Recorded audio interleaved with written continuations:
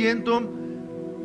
Después de un año y medio, aproximadamente, hemos terminado de predicar el Evangelio de Lucas.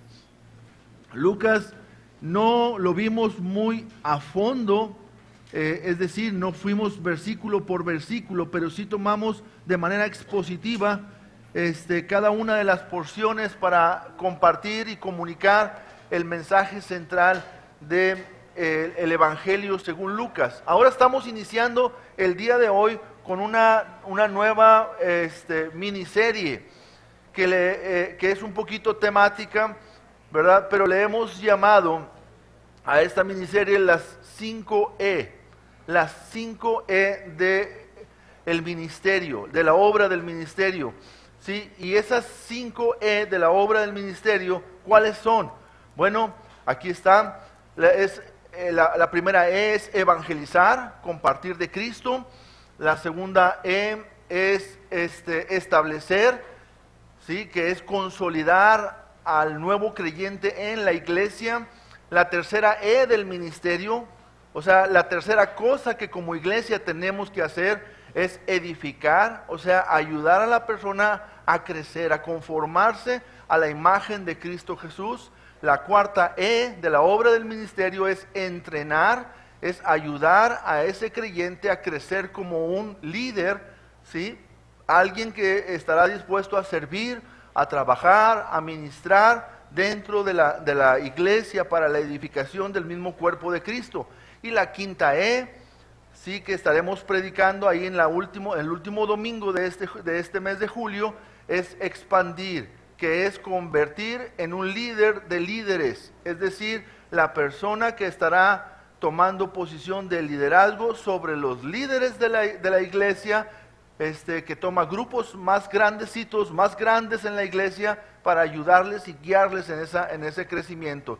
Estos líderes de líderes son aquellos que pueden salir de la iglesia para establecer nuevas iglesias. Son aquellos que pueden ocupar posiciones de pastorado dentro de la iglesia, encargándose de un grupo de líderes que guiados por una visión podemos cumplir la obra del ministerio que Dios nos ha encomendado. Entonces son estas 5 E. Y la primera de ellas es evangelizar. Y hemos tomado el Evangelio de Juan en el capítulo 4, en los versículos del 1 al 42, y el título del mensaje, ahí dice en la parte de abajo, alzad los ojos y mirad los campos. Esta es la porción, hermanos, cuando el Señor Jesucristo estaba caminando por Samaria y se encuentra con aquella mujer, ¿verdad? Recuerdan, muchos conocen esa parte de la historia, esa narración del Evangelio de Juan, cuando Jesús tiene el encuentro con la mujer samaritana. Pero yo quisiera que ustedes y yo pensáramos, ¿cómo es un día de tu vida, hermano? ¿Cómo es un día de tu vida? ¿Te levantas temprano? ¿Te bañas? Bueno, los que acostumbran bañarse. ¿Almuerzas algo? Los que acostumbran a almorzar algo. Y luego sales a tu trabajo o a tus tareas o a tus quehaceres. Y vas ahí a hacer esto. Durante el día estás trabajando o estás haciendo los quehaceres, tienes contacto quizás con el vecino cuando saliste o cuando regresaste a comer o cuando regresaste en la tarde. Tienes contacto con compañeros de trabajo, con amigos, con conocidos. Durante el día tienes esas relaciones. Luego regresas a casa, cenas regularmente. Muchos de nosotros acostumbramos a cenar. Y luego ya te preparas para volver a descansar o para volver a dormir. Posiblemente dentro de ese tiempo tomas unos minutos para ver algún partido del mundial o algo de eso, ¿verdad? Es un día más o menos en tu vida, ¿verdad? Pero ¿cómo sería un día en la vida de la iglesia en aquel entonces? Porque el Señor Jesucristo estaba estableciendo a la iglesia. Él como cabeza de la iglesia, Él estaba formando la iglesia. Había llamado a algunos discípulos para que anduviesen con Él y para enviarlos a predicar. ¿Y cómo era un día en la vida de la iglesia en ese entonces? Bueno, el capítulo 4 del Evangelio de Juan nos narra cómo era un día en la vida de ellos. Entonces, vamos a ver esto, hermanos. en esta porción. Dice el Evangelio de Juan, en el capítulo 4, dice el versículo primero: cuando pues el Señor entendió que los fariseos habían oído decir, Jesús hace y bautiza más discípulos que Juan, aunque Jesús no bautizaba, sino sus discípulos, salió de Judea y se fue otra vez a Galilea. Esto que sucede en los primeros 3 versículos, hermanos, nos dice mucho del corazón de Cristo Jesús, el corazón que Él quiere que esté centrado en la iglesia. Nosotros entendemos, hermanos, que Cristo vino a este mundo. ¿A qué vino Cristo a este mundo? Todos sabemos. A salvar. Vino a morir, ¿verdad? Vino a morir en una cruz para salvar ¿a quién? A los pecadores, decía Pablo, de los cuales yo soy el primero. A eso vino Cristo. ¿Está usted convencido de eso? Vino a establecer su iglesia también y para comisionarla acerca de la misma tarea. Bueno, hermanos, pues si nosotros entendemos que si Cristo murió para que tú seas salvo, ¿qué deberías hacer tú para que otros también lo sean?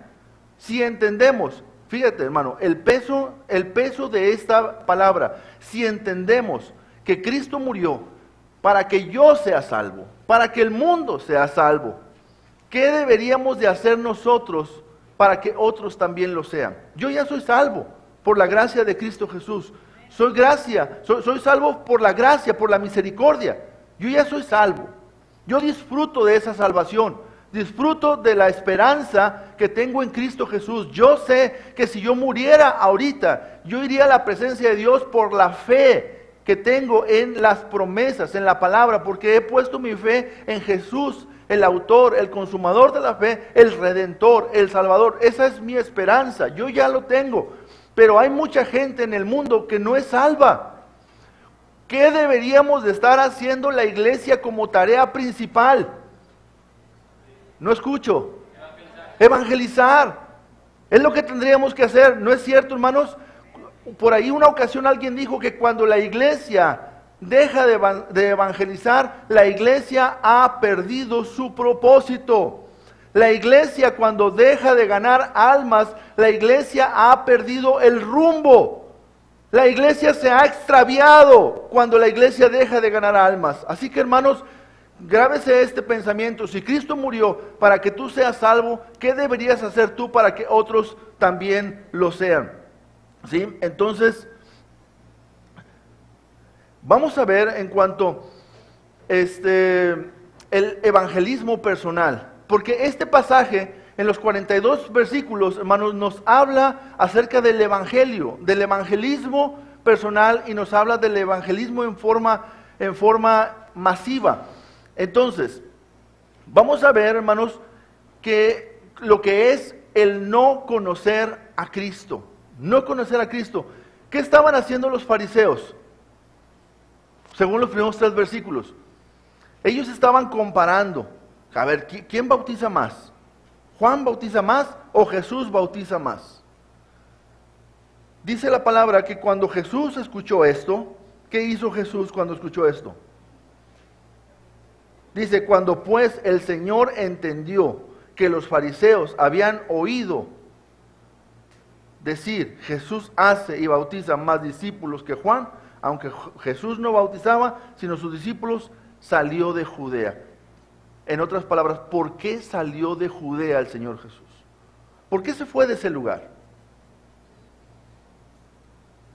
¿Por qué se fue de ese lugar? Porque, hermanos, el propósito no es comparar lo que Jesús estaba haciendo comparado con lo que Juan estaba haciendo. ¿Cuántas veces, hermanos, la iglesia se pierde? ¿No es cierto? ¿Cuántas veces, hermanos, la iglesia se pierde en estos comparativos? ¿En qué estamos haciendo nosotros? ¿Qué están haciendo aquellos? ¿Qué estamos haciendo entre nosotros? ¿Quién hace más de nosotros? A ver, ¿quién es el que gana más almas? ¿Quién es el que discipula más? ¿Quién es el que bautiza más? Y estamos perdidos, inmersos en esa tarea. Hermanos, cuando una persona está centrada en esto, lo único que está diciendo es, no conoce a Cristo. No conoce a Cristo, porque ese no es el corazón de Cristo. El corazón de Cristo no es la competencia entre lo que estamos haciendo. El corazón de Cristo, hermanos, está en las almas, en la salvación de las personas. Entonces también podemos ver, hermanos, la necesidad del perdido, porque dice la palabra allí en el versículo 4, dice: vino pues a una ciudad de Samaria llamada Sicar. Perdóname, me brinqué el 4, dice: y le era necesario pasar por Samaria. Vino pues a una ciudad de Samaria llamada Sicar, junto a la heredad de Jacob, que Jacob dio a su hijo José, y estaba ahí el pozo de Jacob. Entonces Jesús, cansado del camino, se sentó así junto al pozo. Era como la hora sexta. Vino una mujer de Samaria a sacar agua, y Jesús le dijo: dame de beber. ¿Por qué le era necesario pasar por Samaria? Porque allí había una mujer que tenía la necesidad de conocer a Jesucristo. ¿Era cómodo pasar por Samaria? No. Sabemos en la historia, hermanos, que los judíos no pasaban por Samaria. Los que vivían en Judea y los que vivían en Galilea, para transitar de un lado a otro, ellos mejor brincaban el Jordán y pasaban por la región de Perea, subían o bajaban por Perea para trasladarse, pero no pasaban por Samaria. No era cómodo para ellos pasar por Samaria. Pero Jesús dijo: me es necesario pasar por Samaria. ¿Por qué? Por la necesidad de una persona.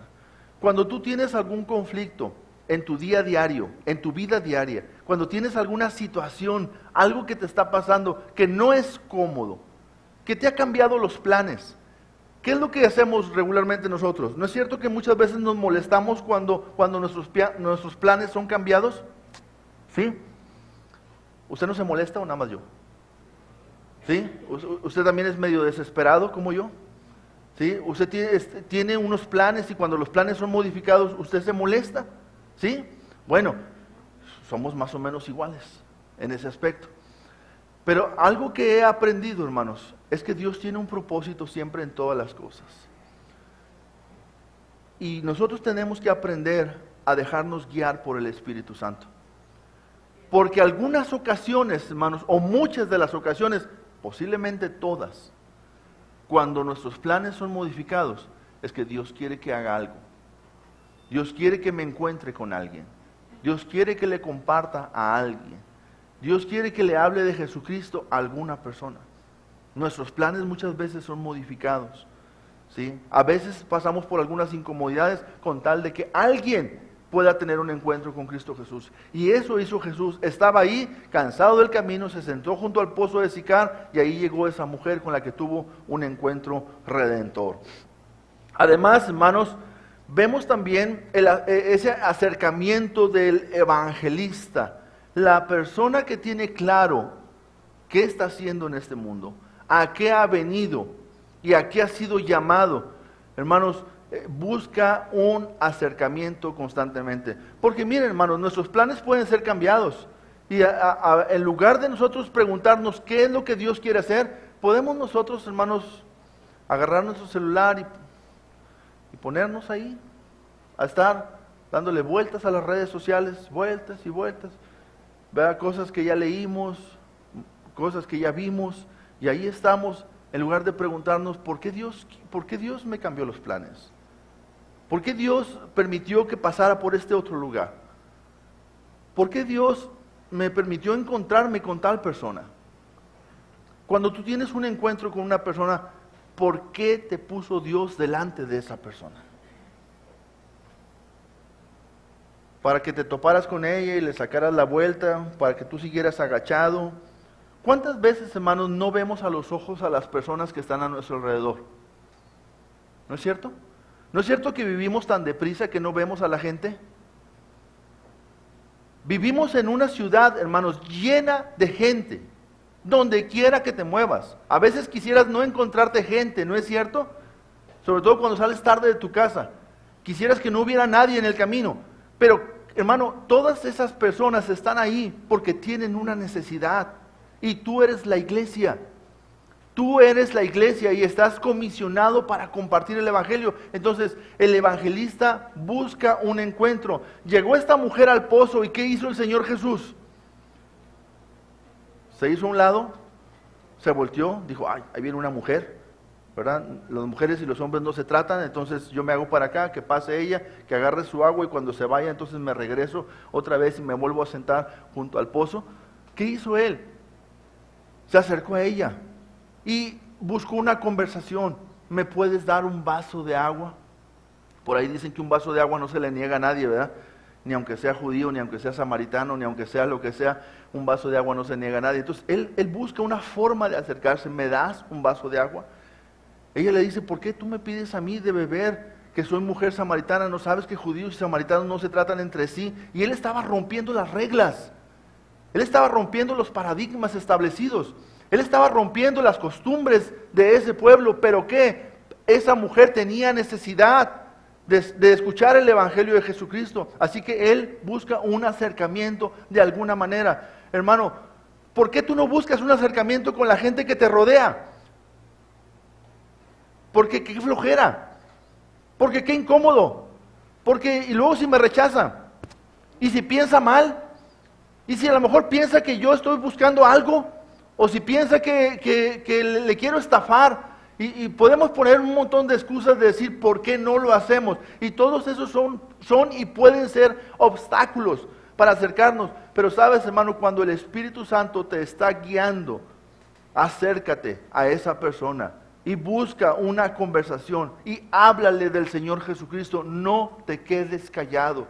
Hay que buscar ese acercamiento, hermanos. Tenemos que buscar y tenemos que brincar los obstáculos de este mundo. Porque esta mujer le dice, oye, ¿cómo tú siendo judío me hablas a mí, que soy una mujer samaritana? Además, ella iba a esa hora porque su situación social no le permitía ir a la hora que salen las doncellas. Ella iba a otra hora. Entonces, había muchos obstáculos. Inclusive, yo soy samaritana, tú eres judío. ¿Por qué? ¿No sabes que no se tratan entre sí? Pero todos los obstáculos, hermanos, tenemos que aprender a brincarlos. La mujer, el Señor Jesús, hermanos, Él es la respuesta a todos los obstáculos. Muchas veces nosotros nos ganchamos con los obstáculos, ¿verdad? Bueno, quizás estoy hablando un mensaje a un grupo de gentes. Y no se me ofenda lo que le voy a decir, pero quizá tengo razón. Quizás estoy hablando un mensaje a un grupo de gentes que no sabe lo que estoy diciendo. Porque nunca se ha atrevido a iniciar una conversación con una persona con el propósito de presentarle a Jesucristo como Salvador de su vida. ¿Estoy equivocado?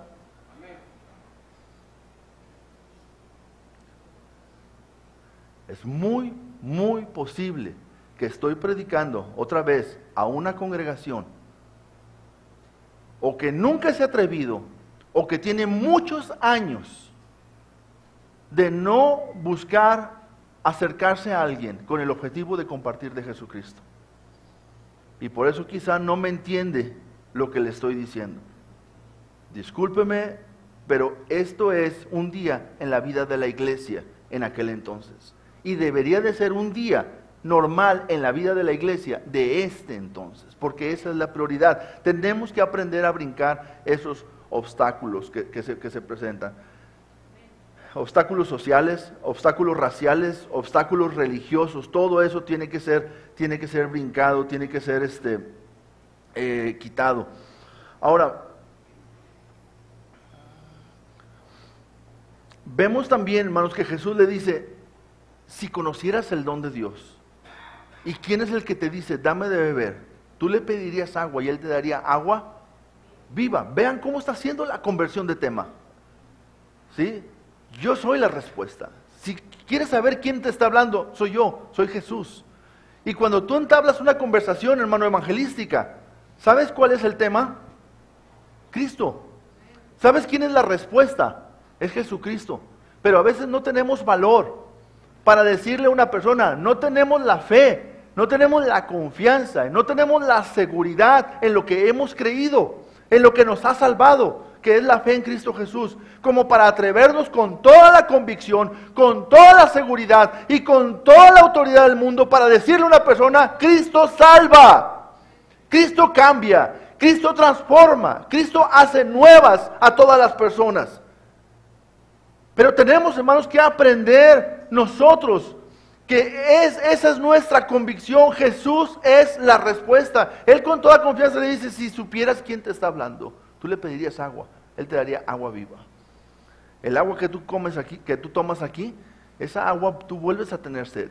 Pero el que toma agua de la fuente de la vida no volverá a tener sed, sino que el agua que yo le daré será en él una fuente de agua que salte para vida eterna, salvación eterna. No vas a volver a tener sed. Quizás de esa agua sí, pero no la sed verdadera. Tu verdadera necesidad es Cristo, no el agua que estás buscando en este lugar. Y hermanos, nosotros tenemos que aprender a convertir todos los temas que tenemos con la gente en evangelísticos. Usted puede, ahorita lo que le estoy diciendo le puede parecer exagerado. En serio, lo que le estoy diciendo le puede parecer exagerado. Pero en la iglesia no tenemos tiempo para perder, hermanos. Tenemos que aprender, hermanos, que todos los encuentros que Dios nos da son encuentros redentores con la gente que nos rodea. Y no desaprovechar la oportunidad. Si después de hablarle de Jesucristo la persona rechaza el mensaje, es su decisión. Pero yo obedecí a Dios, yo compartí el mensaje, yo mostré misericordia, yo usé mi tiempo, yo entregué mis miedos y mis temores en ese momento para hablar con alguien que no conozco del gran mensaje de amor del Señor Jesucristo. Jesús es la respuesta. También, hermanos, la vida nueva. Le dice la mujer, me parece que tú eres profeta. Señor, nuestros padres adoraron en este monte y tú dices que es en Jerusalén. ¿Dónde tenemos que adorar? Jesús le dice, mira, la hora viene y ahora es cuando los verdaderos adoradores adorarán al Padre en espíritu y en verdad.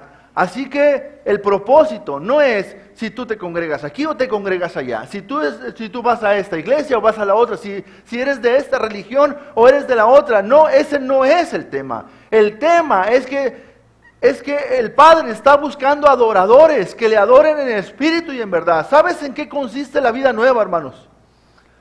La vida nueva no consiste en qué tipo de ropa vas a usar después de que creas en Cristo. La vida nueva, hermanos, no consiste en qué tipo de canciones escuchas después de que tú creas en Jesucristo.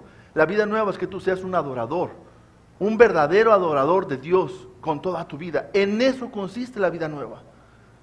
Los cristianos, ¿sabes qué debemos ser los cristianos? Adoradores. Adoradores de Dios en espíritu y en verdad. ¿Sí? En la cuestión espiritual y en todas las áreas de nuestra vida debemos de convertirnos en verdaderos adoradores. En eso consiste la vida nueva. ¿Te habías puesto a pensar en eso? ¿Alguien te había dicho de la manera más sencilla lo que consiste ser un cristiano? Un cristiano es ser un adorador de Jesucristo. Un adorador del Padre. Eso es lo que hace un cristiano. ¿Cuáles son las evidencias, hermanos, de una verdadera conversión? Esta mujer, cuando entendió el mensaje, que Jesús era el que era el Salvador, ella dejó su cántaro, corrió a la ciudad, compartió ese mensaje con los hombres de la ciudad. Él habló con otras personas. ¿Qué hace una persona cuando se convierte a Cristo Jesús, hermanos? Sus prioridades cambian. ¿En serio? ¿Qué le sucede a una persona cuando cree en Cristo, hermano? Sus prioridades cambian. Antes vivía en este mundo para las cosas temporales. Ahora vive para las cosas eternas. Ese es un cambio. Antes vivía, hermanos, para el sustento diario, porque, hermanos, no vamos a dejar de tomar agua, vamos a seguir tomando agua, no vamos a dejar de comer, vamos a seguir comiendo, pero esa ya no es mi vida. El reino de Dios no consiste en comida y en bebida. ¿Se acuerdan qué dice el Señor Jesucristo? ¿Sí? ¿En qué consiste el reino de Dios, hermanos? En ser un adorador del Padre y en compartir ese mensaje de amor. En eso consiste el reino de Dios, en que Jesús reine. Ese es el mensaje. Entonces, las evidencias de una verdadera conversión, cuando una persona se convierte, adora al Padre, hermanos, compartiendo el mensaje de lo que Jesucristo hizo en su vida. Esta mujer fue y le gritó a todos, a todo el mundo, les dijo: he encontrado a alguien que me ha dicho todo cuanto he hecho. ¿No será este el Cristo? ¿No es el Salvador? ¿No es el Mesías que estaba profetizado en el Antiguo Testamento que habría de venir? Vengan a conocerlo, vengan a escucharlo, porque Él me ha mostrado todo lo que yo era. Yo era una pecadora, pero hoy ya no tengo vergüenza por mi pecado. Mi pecado ha sido lavado, ha sido perdonado por Cristo Jesús, y yo puedo tener esa seguridad de acercarme cuando antes no podía venir a la ciudad ni hablar con nadie. Ahora no tengo temor porque Cristo me ha hecho una nueva persona. ¿No será este el Cristo? Y en eso se convierte, hermanos, una persona que ha conocido a Jesús como el Salvador de su vida. Un adorador que comparte el mensaje de salvación. Ahora, hermanos, la obra del evangelismo. Dice el versículo 34. Voy a leer desde el 30.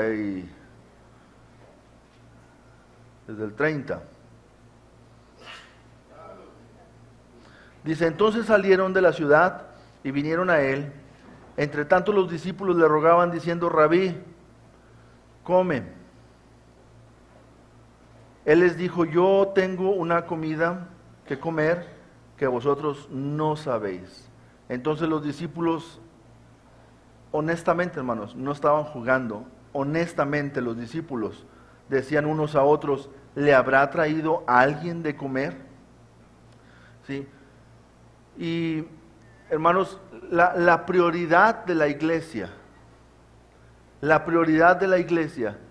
es hacer la voluntad del Padre y acabar la obra que el Padre nos ha encomendado. Esa es la prioridad de la iglesia. Jesús les dice, no es que Jesús les está diciendo: ¿saben qué? Ya no voy a comer. No es que Jesús dice: no, el extremo es que ya ahora nunca voy a comer sin antes primeramente hablarle a alguien. Jesús no está diciendo eso.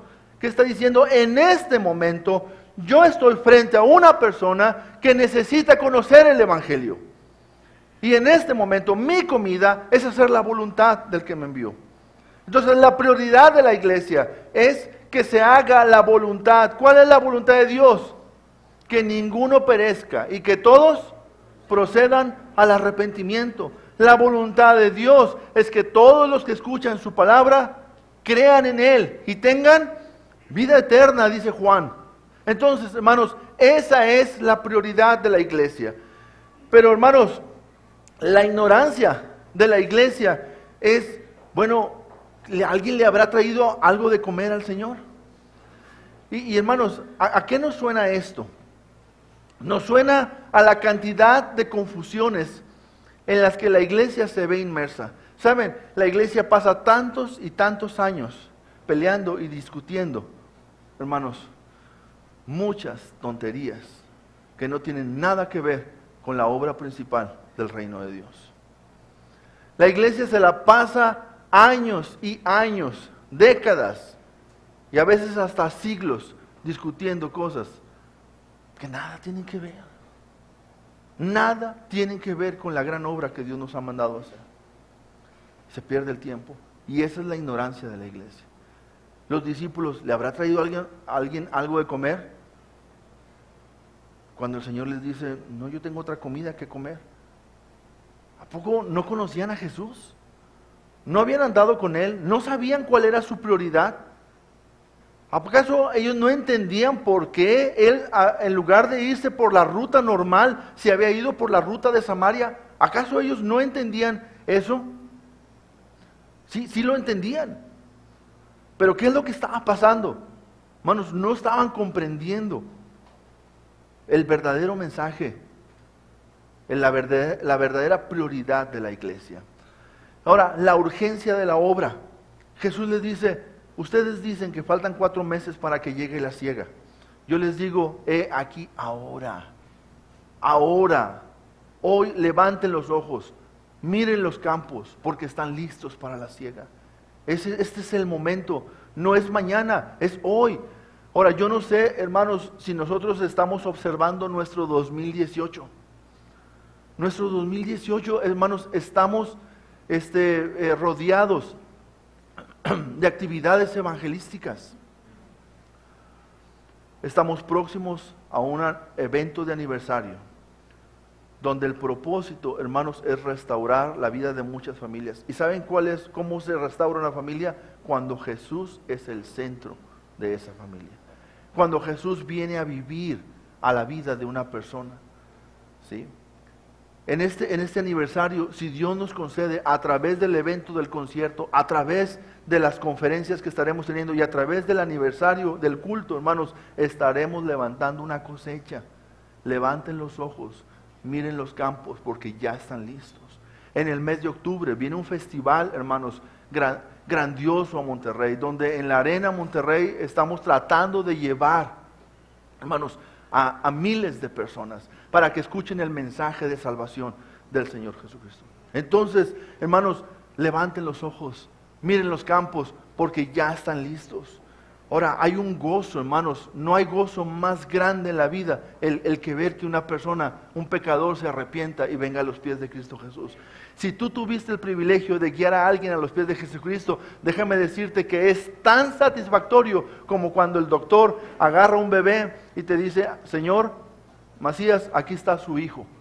¿Sí? Aquí está Así como te sientes cuando Dios pone un bebé en tus manos, así como te sientes, ¿sí? Así se siente llevar una persona a los pies de Cristo Jesús. Es un gozo tremendo, hermanos, que no se puede comparar a nada. Y Jesús le dice: el que recoge fruto se goza juntamente con el que siembra, porque uno es el que siembra y otro es el que recoge. Dice, pero ambos se gozan llevando fruto para la vida eterna. Entonces, hermanos, hay un gozo. Y el fruto de la obra, dice que toda la gente venía a los pies de Jesús y le decían: ya no creemos solamente por el mensaje de esta mujer, ahora creemos porque nosotros mismos hemos visto que Jesús es el Salvador del mundo. Amén.